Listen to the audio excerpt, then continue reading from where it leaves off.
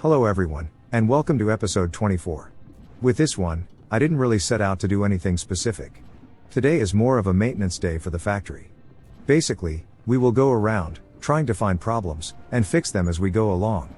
I suppose the biggest addition will be either a pretty big extension of the fractionator stacks. We are running low on deuterium. Oh yeah, we will also set up our first proper mining operation outside the Olympus system. Sure, we have the acid and the crystals, but those are special things. Today, we will do some good old-fashioned iron mining. But the majority of our time will be spent around Juno, fixing shortages whenever we find them. Before we get started, I would love it if you subscribe to the channel, and clicking the like button will let me know that this video was worth making. If you want to help me make a living off this one day, please consider becoming a channel member, where you will get an early access to the videos as I make them, and for a one-time donation, you can find a link to my Ko-fi page in the description. But enough talking, let's get into it.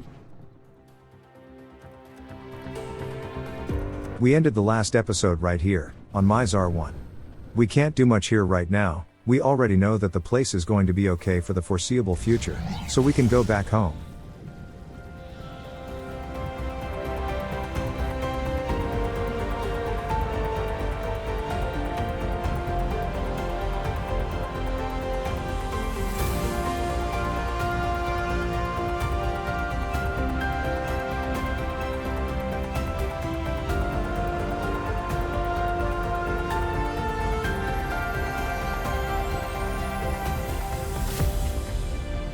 We cut things quite close with that energy consumption.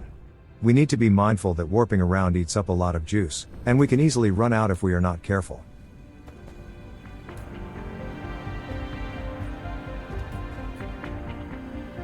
Well, we will definitely need to expand on this strange matter array. I was about to do it in the last video, but then got distracted. Let's make sure we get it done today. Only, those particle colliders are quite expensive, and we are a bit short on the blue magnets. Thankfully the mall has some stashed away.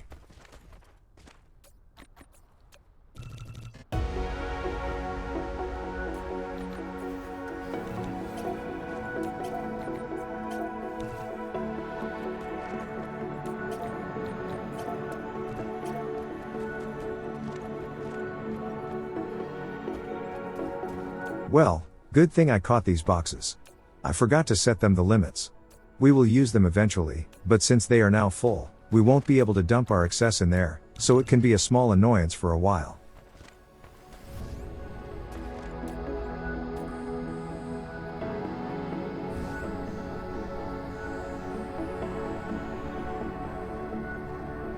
Oh, right. We should also dismantle these labs. For now, I just cut off their oil supply, and started the process of starving them out.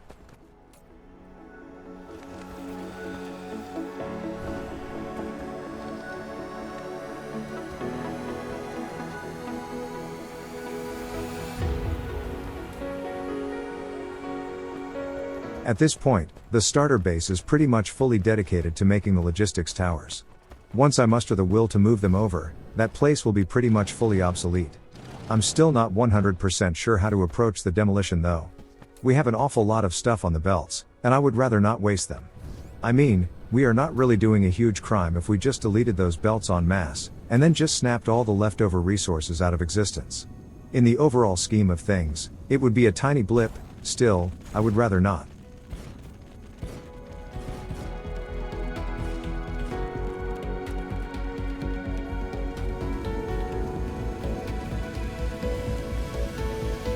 That should boost our green science a bit, but it could be even better. Well, we had 14 colliders left over, so let's just double up the whole thing.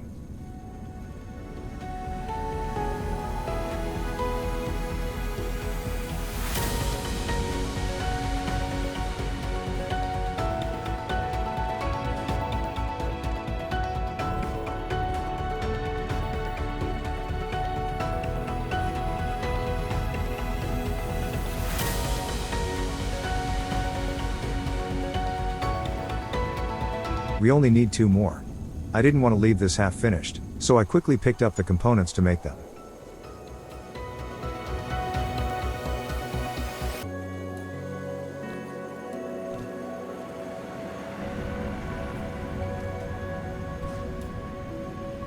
Well, that did push us over the edge in terms of deuterium production.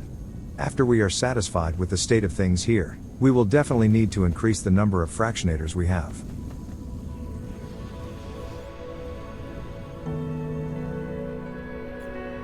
We will need a whole lot of these to make a real difference, so let's make sure we have them at the ready before we do this.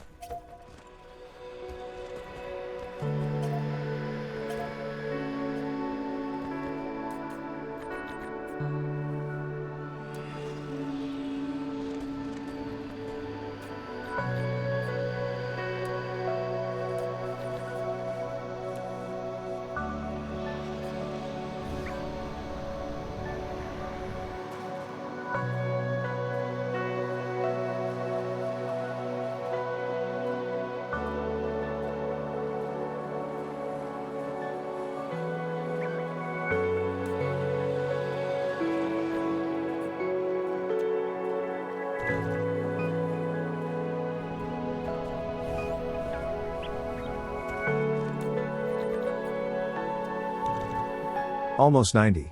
That will hopefully be enough to do what I had in mind. I wanted to be prepared because I decided to do a new kind of fractionator setup. First, we make sure the path along the grid belt is clear as far as possible. I want this to be a long one. Okay, so this is what I had in mind. You know how fractionators need a continuous flow of hydrogen to function? If we give them a single big loop, that would only result in the belt slowly losing hydrogen saturation, decreasing the overall efficiency. And here's the thing. If we do those periodic side-loading breaks in the overall fractionator loop, we can easily decrease that loss in efficiency to such low levels that it will become barely worth mentioning. Some would consider those gaps we had in the old setup every 3 fractionators an overkill. But you know what? We have all the space in the world to make it as efficient as physically possible. Let's give each and every fractionator their own individual mini loop. First, let's set up a small stacking station before we start the main hydrogen line. The most amount of stacking we can achieve is 4, and to get there, we need to run it through 2 stackers. But, after the first stacker, we would have gaps on the belt, since we took one item, and put it on top of another.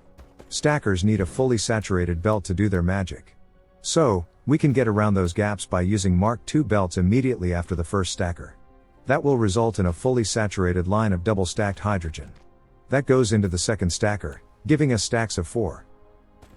And since we give each and every fractionator their own mini loops, we don't need to worry about the saturation on the main line. That will only serve to feed the mini loops. We do this through belt splitters. In case you didn't know, you can change the configuration of these splitters with the tab key. We will use this version, where we have 2 ports on the bottom, and 2 just above them. Now, it is imperative that those splitters are set up correctly. If they aren't, then the mini loops would inevitably get clogged up. To ensure it doesn't happen, the bottom ports were given priority. Those splitters will always ensure that the mini loops keep on cycling, and only allow things into it from above if there is a gap. There are some pros and cons to doing things this way. The advantage is that there is no efficiency loss on the loops. As soon as a gap appears, it will be immediately filled from the belt on top. As I've said, we would need to run a pretty big loop with 0 refilling to get a noticeable drop overall, but honestly, I like this approach better. Not for the efficiency, I like how it looks. Plus, this method does not need to go back to the start like the old one we had too. But, there are disadvantages. One is the size. The room between fractionators is more than on the shared loop design, so the density is less. But you know my motto, if there is one thing we have no shortage of in this game, it's space. The other drawback is that gaps will only appear on the mini loops if all 4 hydrogens are used up in a stack. That means that we will have a random assortment of stacks running around. But if I'm honest, I'm okay with that.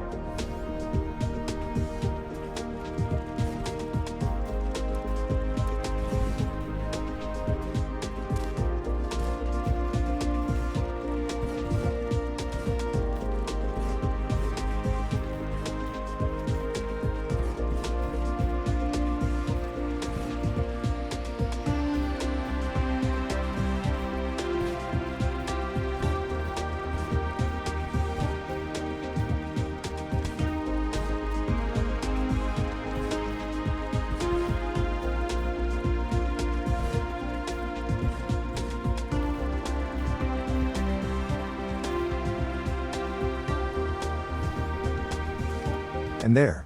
That should be enough to tide us over in these hard times. At least I hope so.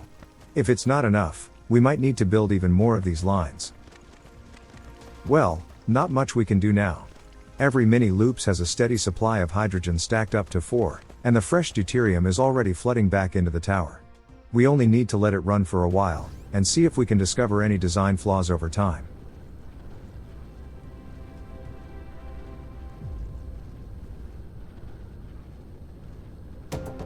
Oh yes.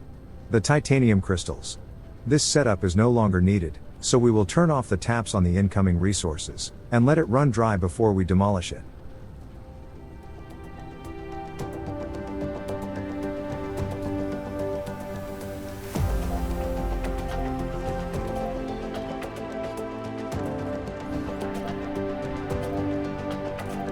The old glass smelting tower is ready for disassembly. Only, we need to be careful not to waste the warpers inside. They are a precious resource.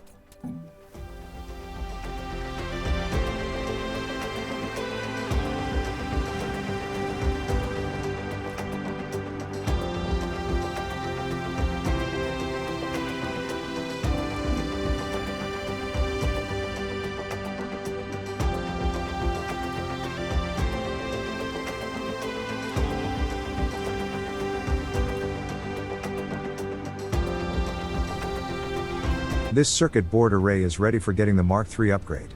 It is already the correct ratio, so it could theoretically be blueprinted. But I think we will deal with that kind of thing when we are ready to move things off-world.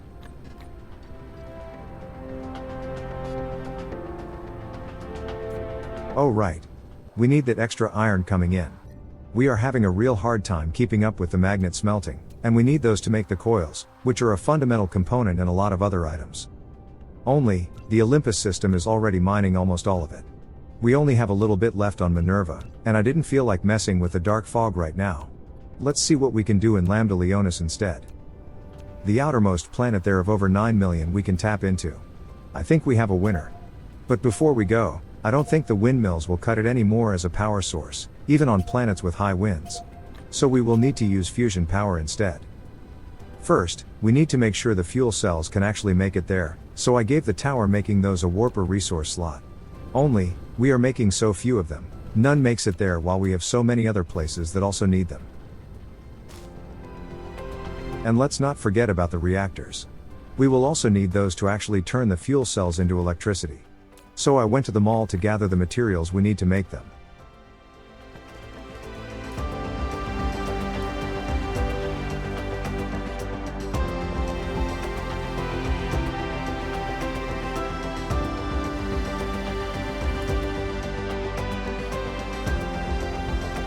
Okay, the nanotube labs are having some trouble keeping up. They lack the graphene, so that is something that we will need to look into at some point. See why this episode turned into this? We keep running into bottlenecks upon bottlenecks. And that's just the way I like it. Things would get boring real quick if we had everything. Finding and fixing issues is what keeps games like this interesting.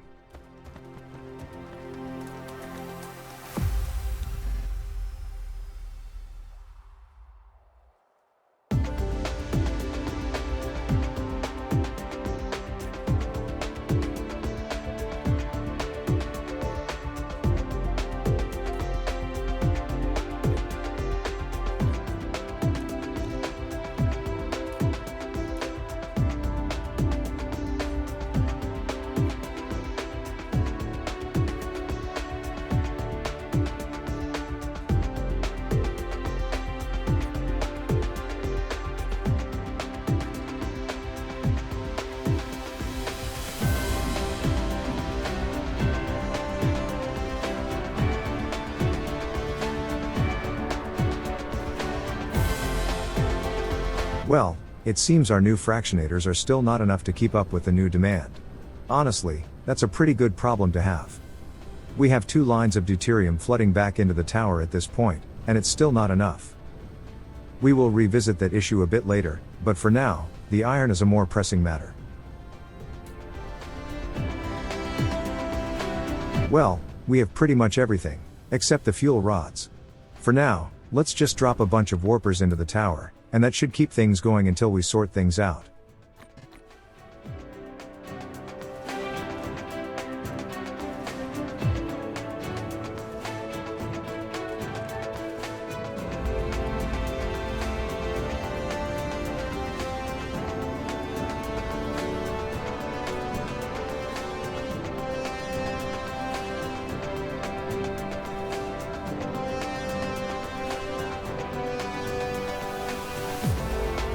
That should be enough for 250 trips.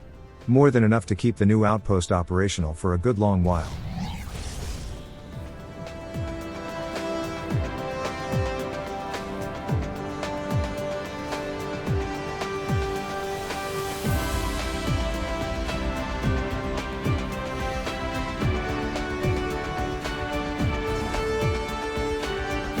This area seemed to have an abundance of iron deposits.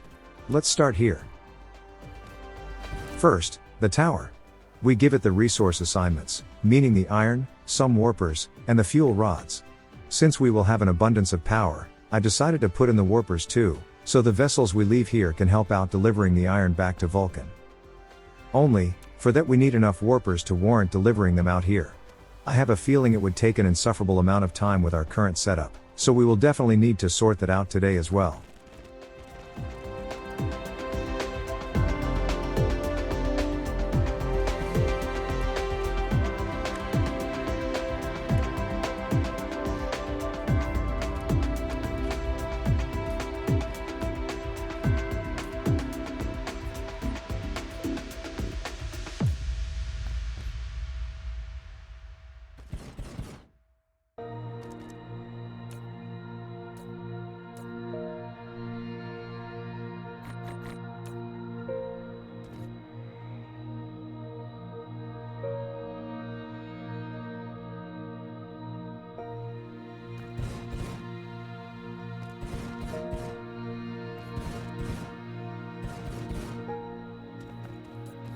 That should keep us going for a good while.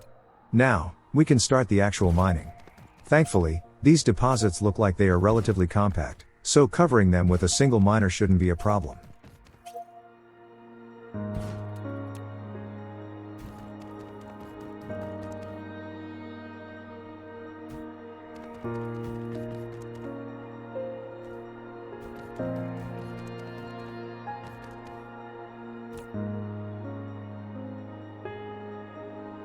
And the iron mining outpost is now operational. Until we get the warpers making their way here, the local vessels will have to stay put, but we have plenty back on Vulcan, and those should have warpers by now. And since we're here, let's just continue with the mining. No point leaving the job half done.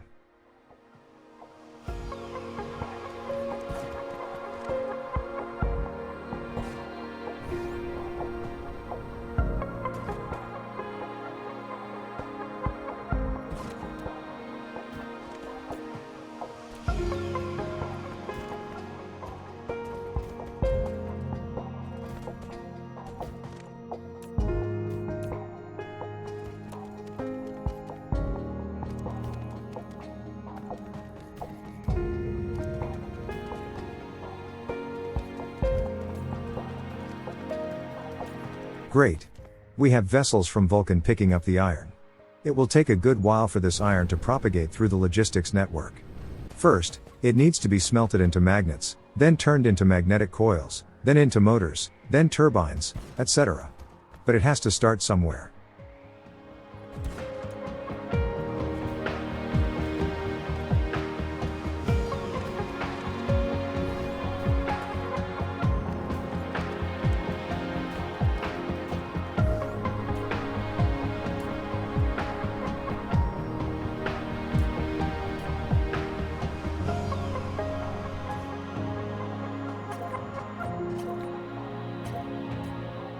Well, this planet is now being strip mined of its iron contents.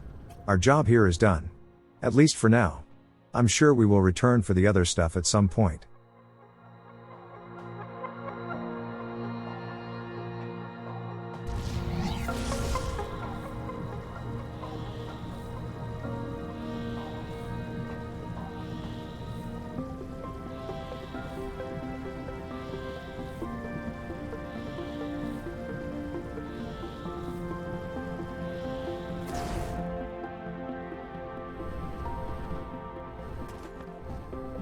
We already have magnets coming in, and coils going out.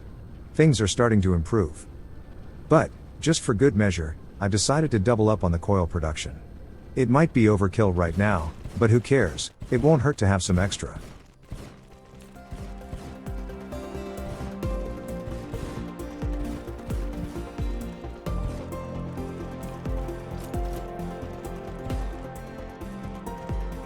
Good.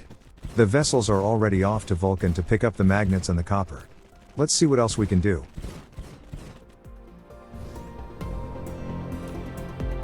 Well, we can definitely do something about the warpers. The current rate of production is simply not enough for what we need. The best thing we can do is to stop making them from the graviton lenses, and instead use the green science cubes. For that, we will need some extra matrix labs.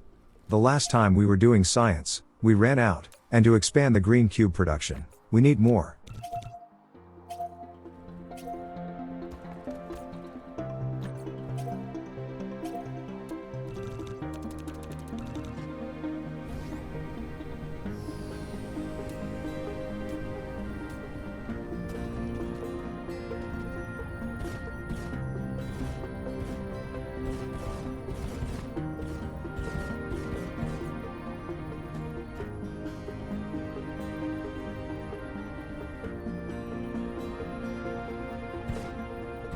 Let's go with that for now. Now, as important as research is, I think having a steady warper supply is even more essential, so we will build the assemblers making them right here, so we can prioritize their production.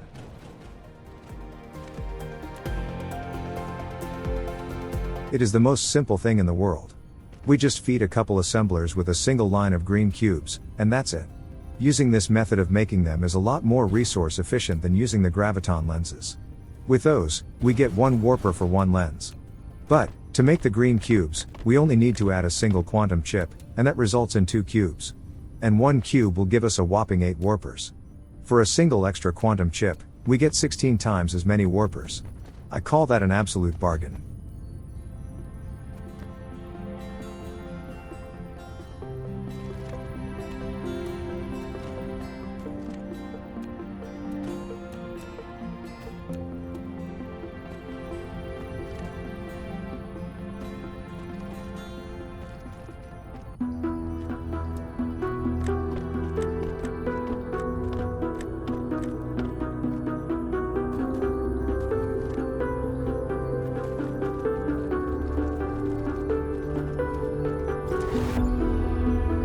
Alright, our warper production just got an unbelievably colossal boost. It does carve a bit out of the green science, but eventually, we will set things up in a way that will give that a bit of an extra production capacity, compared to the other cube colors, just for this purpose. And with that, we can get rid of the old warper assemblers. No point wasting any lenses to make them anymore.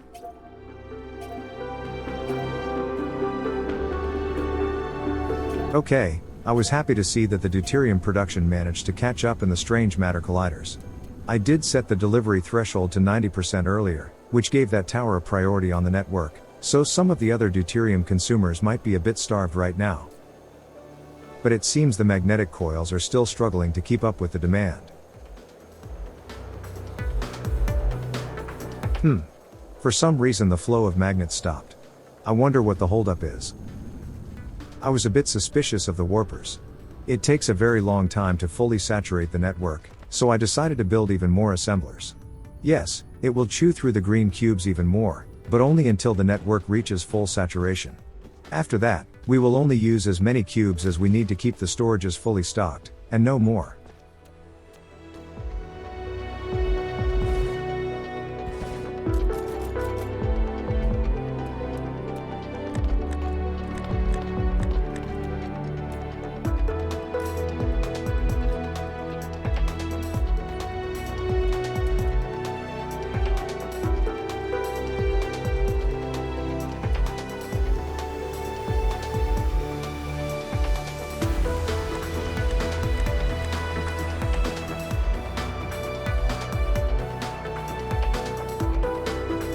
Now it's only a matter of time before our logistics towers are all fully stocked with 500 warpers each. Maybe I should have just used 100, that is still plenty enough to do what we need. Oh well, this is fine too. I think it's time we got rid of the last remaining smelting array on Juno. It's been sitting empty for a long time now, and it's only taking up space.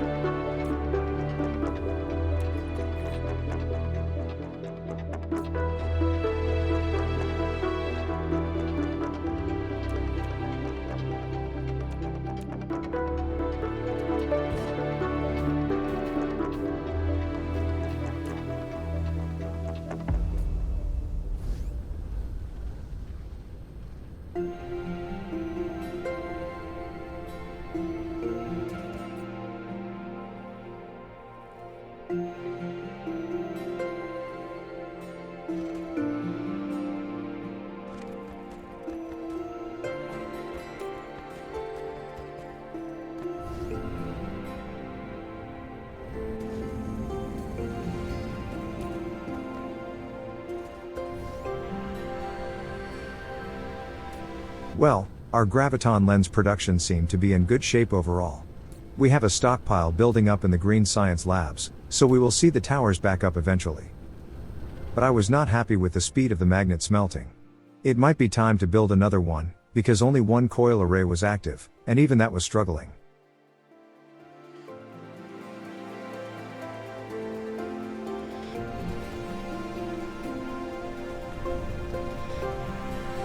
Yeah.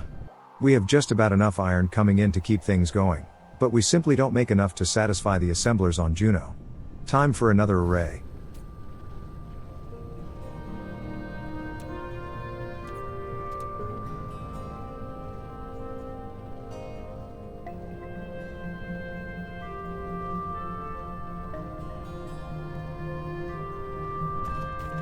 I'm trying to get into the habit of using BABs to speed up construction of such large projects. Not entirely sure I will carry on doing that though. I spent some precious time trying to make them work, which I could have spent on actually walking among the furnaces. Distance does play a big role in construction speeds, and after the first initial rush, the BABs will tend to slow down. I think we can achieve more if we just walked along the arrays, and used our mobility to cut down on the construction drone travel times.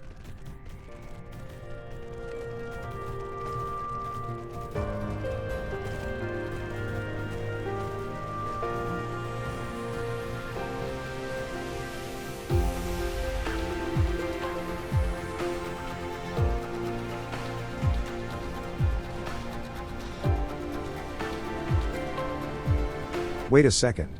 Why is the iron slot set to supply? I could have sworn I copied the thing with the correct settings. I hope the blueprints aren't all bugged or something.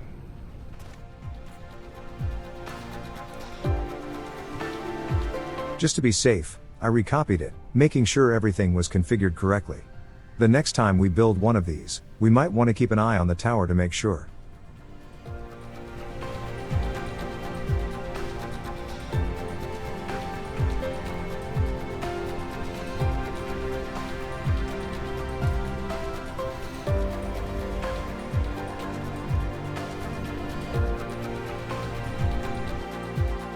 And just to make sure everything was honky-dory here, I made sure all the other towers were good on both incoming and outgoing resources.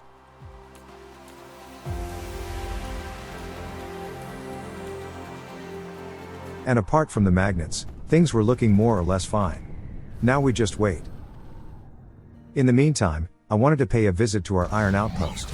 We saw warpers making it fairly quickly to that new smelting tower we just placed, and I wanted to see if any of it made it to Lambda Leonis.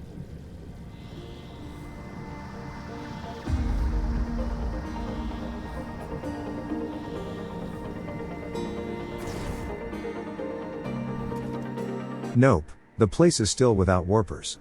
That's a bit of a shame. And for some reason, the local drones are really struggling to keep the tower fully stocked with iron. If warpers ever make their way here, the outgoing amount would only get bigger. Maybe they need a bit of a help with some belts.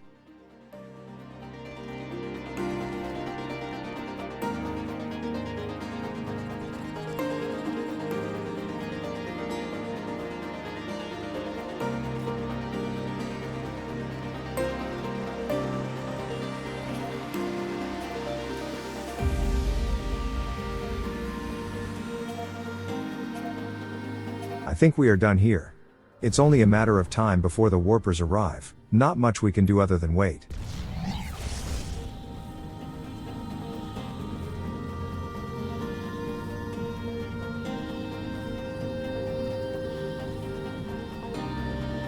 And it seems research is at a standstill.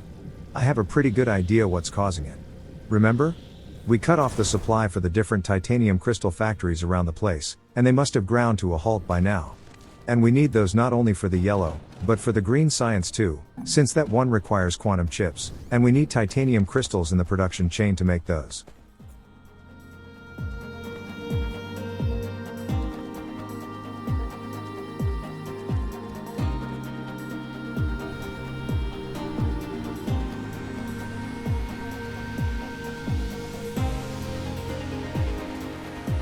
It seems we are making so much deuterium that the new fractionator array managed to become fully saturated close to the tower.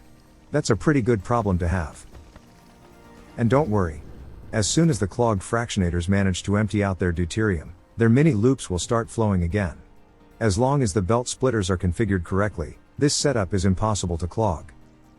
But, I did want to give an additional boost to our deuterium production, so I decided to start yet another line, just below the previous one.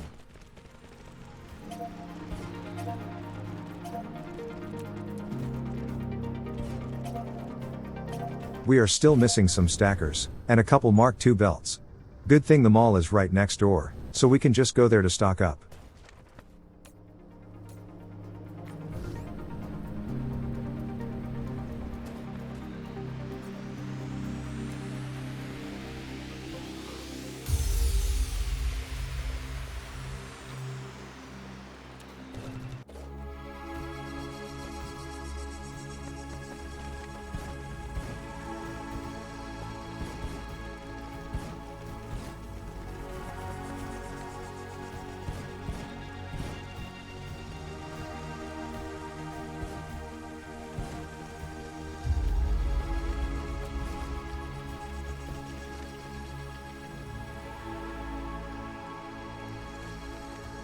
As we keep expanding this new line, we will eventually get its returning line fully saturated too.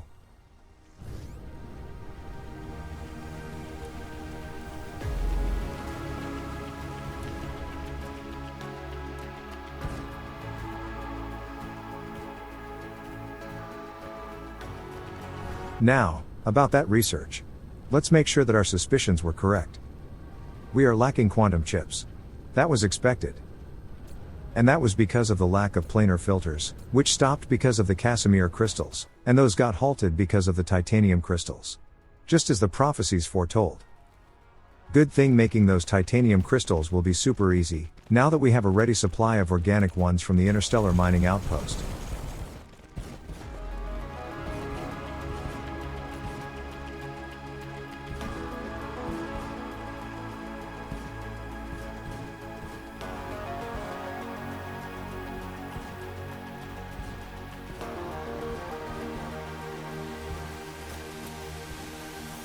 As soon as the warpers arrive, the vessels will set off to bring them in from Lambda Leonis. Our interstellar empire is starting to get going, and I couldn't be happier about it.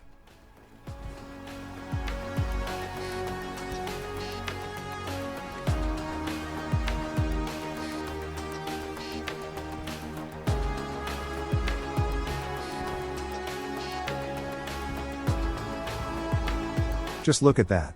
We have an established stream of vessels going back and forth between Olympus and Lambda Leonis. And the best thing is, these vessels are also visible from other systems. If we went to Mizar, we would be able to see them warping around.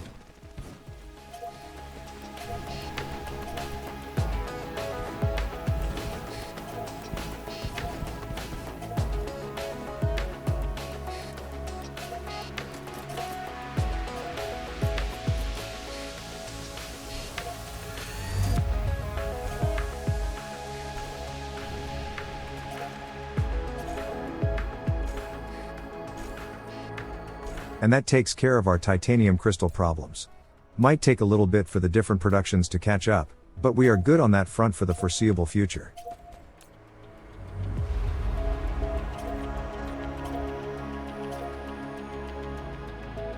And unfortunately, this is all we have time for in this episode. I was already running way over time, but there was no way I would leave the titanium crystals for the next video. Speaking of which, the next one might be another one of these maintenance ones. I have a feeling that we have a lot of other gaps to fill in along the different production chains. But at the same time, we are now painfully close to the point where we can seriously consider starting up the sphere construction. We only need to take care of the sphere component production, and to make those we only need to make the solar sails, which are super easy to do. Altogether, we only need to build about 4 or 5 more assembly arrays to get our hands on the first construction rockets. Once we do, that might be a better time to start worrying about plugging gaps in the production chains. And speaking of the sphere, I already settled on the design. I decided not to reveal it in the videos. We will have to watch it get built over time, and see it take shape. Anyways, if you haven't done it already, I would love it if you subscribe to the channel, and clicking the like button will also help letting me know that the video was worth making. If you would like to help me make a living off this one day, Please consider becoming a channel member, where you will get an early access to the videos as I make them. And if you want to give a one-time donation, you can find a link to my Ko-fi page in the description. Thank you for your support, and I will see you in the next one.